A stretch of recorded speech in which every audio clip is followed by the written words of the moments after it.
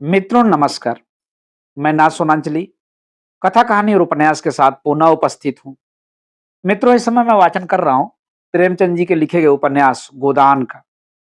अब तक मैं अपने वाचन के पिछले क्रम में उपन्यास गोदान के भाग 31 तक का वाचन कर चुका हूँ, जिससे आप मेरे चैनल कथा कहानी और उपन्यास पर जाकर सुन सकते हैं।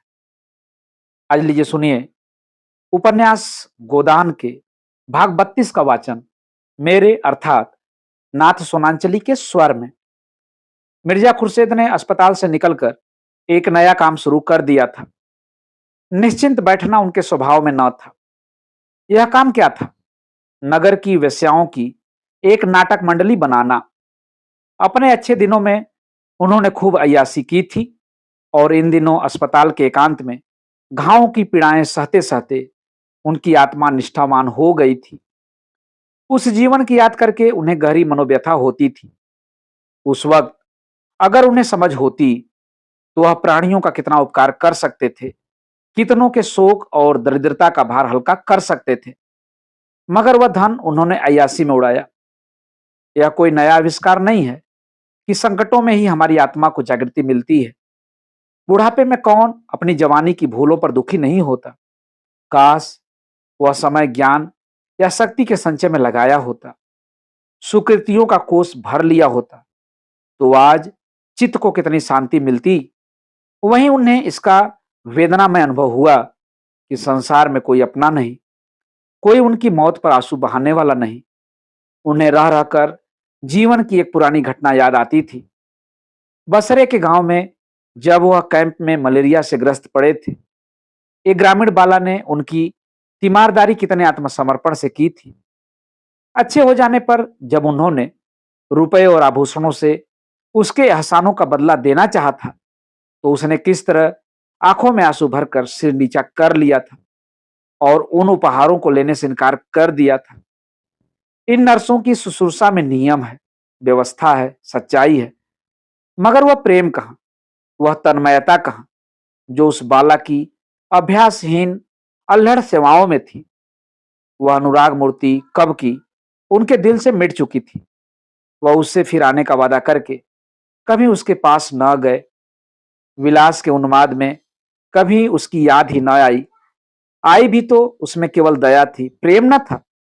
मालूम नहीं उस बाला पर क्या गुजरी, मगर आजकल उसकी वह आतुर नम्र शांत सरल मुद्रा बराबर उनकी आंखों के सामने फिरा करती थी। काश उससे विवाह कर लिया होता तो आज जीवन में कितना रस होता। और उसके प्रति अन्याय के दुख ने उस संपूर्ण वर्ग को उनकी सेवा और सहानुभूति का पात्र बना दिया। जब तक नदी बाढ़ पर थी, उसके गंदले तेज फेनिल प्रवाह में प्रकाश की किरणें बिखर कर रह जाती थी। अब प्रवाह स्थिर और शांत हो गया था और रश्मियां उसकी तह तक पहुंच रही थी। मिर्जा साहब बसंत की शीतल संध्या में अपने झोपड़े के बरामदे में दो वारांगनाओं के साथ बैठे कुछ बातचीत कर रहे थे कि मिस्टर मेहता पहुंचे। मिर्जा ने बड़े तपाक से हाथ मिलाया और बोले, मैं तो आपकी खातिरदारी का सामान लिए आपकी राह देख रहा हूं। दोनों सुंदरियां मुस्कुराईं। मेहता कट गए। मिर्जा ने दोनों औरतों को वहां से चले जाने का संकेत किया और मेहता को मसनद पर बैठाते हुए बोले, मैं तो खुद आपके पास आने वाला था। मुझे ऐसा मालूम हो रहा है कि मैं जो काम करने जा रहा हूं वह आपकी मदद के बगैर पूरा न होगा। आप मेरी पीठ पर हाथ रख दीजिए और ललकारते जाइए, हाँ मिर्जा, बढ़े चलो पत्ते। मेहता ने हंसकर कहा, आप जिस काम में हाथ लगाएंगे उसमें हम जैसे किताबी कीड़ों की जरूरत न होगी। आपकी उम्र मुझसे ज्यादा है, दुनिया भी आपने खूब देखी है और छोटे छोटे आदमियों पर अपना असर डाल सकने की जो आप में शक्ति है वह मुझ में होती तो मैंने खुदा जाने क्या किया होता। मिर्जा साहब ने थोड़े से शब्दों में अपनी नई स्कीम उनसे बयान की। उनकी धारणा थी कि रूप के बाजार में वही स्त्रियां आती हैं जिन्हें या तो अपने घर में किसी कारण से सम्मानपूर्ण आश्रय नहीं मिलता या जो आर्थिक कष्टों से मजबूर हो जाती हैं। और अगर यह दोनों प्रश्न हल कर दिए जाएं तो बहुत कम औरतें इस भांति पतित हों। मेहता ने अन्य विचारवान सज्जनों की भांति इस प्रश्न पर काफी विचार किया था। और उनका ख्याल था कि मुख्यतः मन के संस्कार और भोग लालसा ही औरतों को इस ओर खींचती है। इसी बात पर दोनों मित्रों में बहस छिड़ गई। दोनों अपने अपने पक्ष पर अड़ गए। मेहता ने मुट्ठी बांधकर हवा में पटकते हुए कहा, आपने इस प्रश्न पर ठंडे दिल से गौर नहीं किया। रोजी के लिए और बहुत से जरिए हैं, मगर ऐश की भूख रोटियों से नहीं जाती। उसके लिए दुनिया के अच्छे से अच्छे पदार्थ चाहिए। जब तक समाज की व्यवस्था ऊपर से नीचे तक बदल न डाली जाए, इस तरह की मंडली से कोई फायदा न होगा। मिर्जा ने मूछें खड़ी की। और मैं कहता हूं कि यह महज रोटी का सवाल है। हाँ, यह सवाल सभी आदमियों के लिए एक सा नहीं है। मजदूर के लिए वह महज आटे दाल और एक फूस की झोपड़ी का सवाल है। एक वकील के लिए वह एक कार और बंगले और खिदमतगारों का सवाल है। आदमी महज रोटी नहीं चाहता, और भी बहुत सी चीजें चाहता है।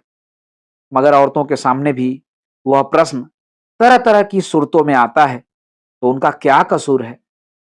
डॉक्टर मेहता अगर जरा गौर करते तो उन्हें मालूम होता कि उनमें और मिर्जा में कोई भेद नहीं, केवल शब्दों का हेर फेर है। पर बहस की गर्मी में गौर करने का धैर्य कहाँ।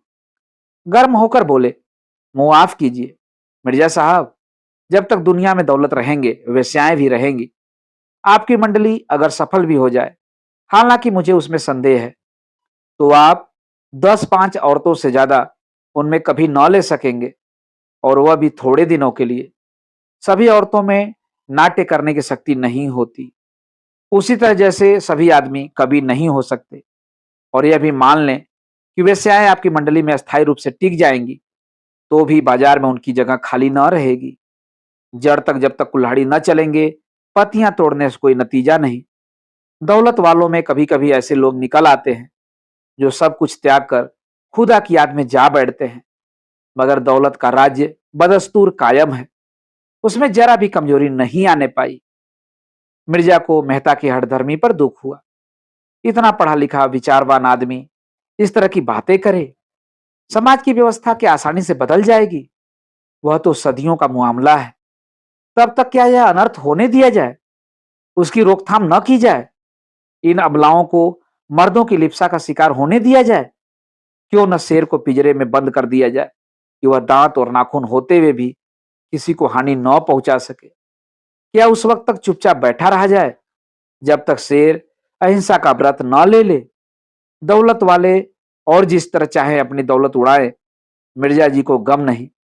शराब में डूब जाएं, कारों की माला गले में डाल लें, किले बनवाएं, धर्मशाले और मस्जिदें खड़ी करें, उन्हें कोई परवाह नहीं। अबलाओं की जिंदगी न खराब करें, यह मिर्जा जी नहीं देख सकते। वह रूप के बाजार को ऐसा खाली कर देंगे कि दौलत वालों की असरफियों पर कोई थूकने वाला भी न मिले। क्या जिन दिनों शराब की दुकानों पर पिकेटिंग होती थी, अच्छे अच्छे शराबी पानी पी पी कर दिल की आग नहीं बुझाते थे? मेहता ने मिर्जा की बेवकूफी पर हंसकर कहा, आपको मालूम होना चाहिए कि दुनिया में ऐसे मुल्क भी हैं जहां वेश्याएं नहीं हैं, मगर अमीरों की दौलत वहां भी दिलचस्पियों के सामान पैदा कर लेती है। मिर्जा जी भी मेहता की जड़ता पर हंसे। जानता हूं मेहरबान, जानता हूं, आपकी दुआ से दुनिया देख चुका हूं, मगर यह हिंदुस्तान है, यूरोप नहीं है। इंसान का स्वभाव सारी दुनिया में एक सा है, मगर यह भी मालूम रहे कि हर एक कौम में एक ऐसी चीज है जिसे उसकी आत्मा कह सकते हैं। असमत अर्थात सतीत्व हिंदुस्तानी तहजीब की आत्मा है। अपने मुंह मियां मिट्ठू बन लीजिए। दौलत की आप इतनी बुराई करते हैं, फिर भी खन्ना की हिमायत करते नहीं थकते, कहिएगा। मेहता का तेज विदा हो गया। नम्र भाव से बोले, मैंने खन्ना की हिमायत उस वक्त की है जब वह दौलत के पंजे से छूट गए हैं, और आजकल आप उनकी हालत देखें तो आपको दया आएगी। और मैं क्या हिमायत करूंगा, जिसे अपनी किताबों और विद्यालय से छुट्टी नहीं, ज्यादा से ज्यादा सुखी हमदर्दी ही तो कर सकता हूं। हिमायत की है मिस मालती ने कि खन्ना को बचा लिया। इंसान के दिल की गहराइयों में त्याग और कुर्बानी में कितनी ताकत होती है, इसका मुझे अब तक तजुर्बा न हुआ था। आप भी एक दिन खन्ना से मिल आइए, फूला न समाइएगा। इस वक्त उन्हें जिस चीज की सबसे ज्यादा जरूरत है वह हमदर्दी है। मिर्जा ने जैसे अपनी इच्छा के विरुद्ध कहा, आप कहते हैं तो जाऊंगा। आपके साथ जहन्नुम में जाने में भी मुझे उज्र नहीं। मगर मिस मालती से तो आपकी शादी होने वाली थी, बड़ी गर्म खबर थी। मेहता ने झेपते हुए कहा, तपस्या कर रहा हूं, देखिए कब वरदान मिले। अजी, वह तो आप पर मरती थी, मुझे भी यही वहम हुआ था, मगर जब मैंने हाथ बढ़ाकर उसे पकड़ना चाहा तो देखा वह आसमान पर जा बैठी है। उस ऊंचाई तक तो मैं क्या पहुंचूंगा। आरजू मिन्नत कर रहा हूं कि नीचे आ जा। आजकल तो वह मुझसे बोलती भी नहीं। यह कहते हुए मेहता जोर से रोती हुई हंसी हंसे और उठ खड़े हुए। मिर्जा ने पूछा, अब फिर मुलाकात कब होगी? अब की आपको तकलीफ करनी पड़ेगी।